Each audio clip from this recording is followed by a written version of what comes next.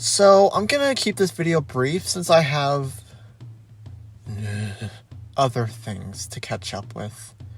Shortly after my birthday, Schaffrilias Productions had made a Disney ranking video ranking all 61 Disney movies. I held my breath for The Jungle Book since it's one of my favorite Disney movies of all time.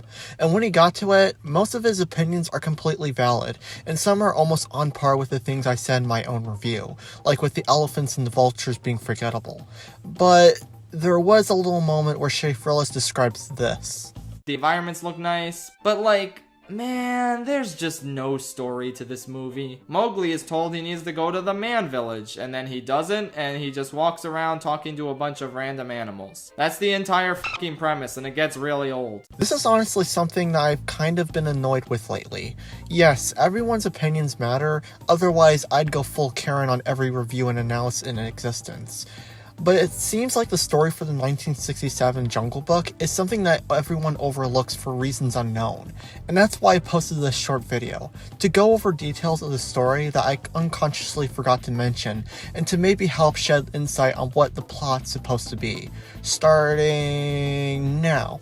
From my speculations over the years, Mowgli isn't actually the main character in Disney's Jungle Book. It's actually focused on Baloo and Bagheera as the main characters, with Mowgli being the source of their conflict and motives. And even though Mowgli is the big focus marketing-wise, this isn't really new.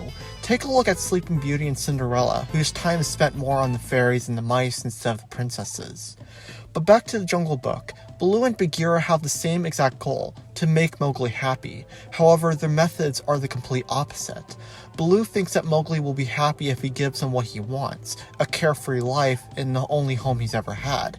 But Bagheera's goal isn't so much on Mowgli's wants, but what he needs. That need being, well, alive. Because of course he'll be happy if you're not dead. As the movie progresses, before and after Baloo is introduced, we witness all the kinds of dangers that could potentially get Mowgli injured or killed, tying everything that seems plotless together. If he stayed with the elephants, how long would it be before he gets stepped on or yeeted across the jungle? Kaa the snake tried to eat Mowgli twice and nearly succeeded. Not even Bagheera could resist the hypnosis. In the second encounter, Mowgli only escaped from sheer dumb luck. The monkeys literally held Mowgli captive. How long until they just give up on demanding fire from him and just kill him? Then there's, of course, Shere Khan, who will go to any length to kill him. And then the part that people overlook is Baloo himself. His heart's in the right place teaching Mowgli Hakuna Matata, but he's completely unaware of the risk he's putting Mowgli through. He slaps Mowgli so hard in the ass that he could have caused a concussion with that log. He lets Mowgli slide down an actual waterfall and almost gets him killed by this boulder. Baloo's so reckless and unaware with his surroundings that he's not even fazed by a black eye.